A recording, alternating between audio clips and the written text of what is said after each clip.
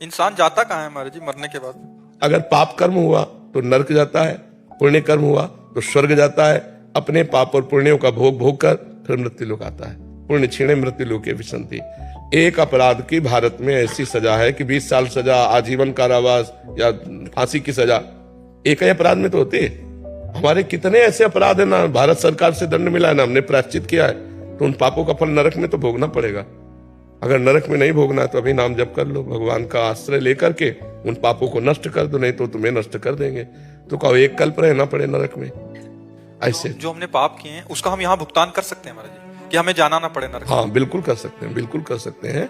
भजन के द्वारा, तीर्थयाटन के द्वारा, दान पुण्य के द्वारा, परोपकार के द्वारा, और सबका फल मांगे कि मैं निष्पाप हो जाऊं, मैं भगवान को प्राप्त हूं, तो फिर भगवत प्राप्ति ही ना होती अगर पाप नष्ट ना होते तो।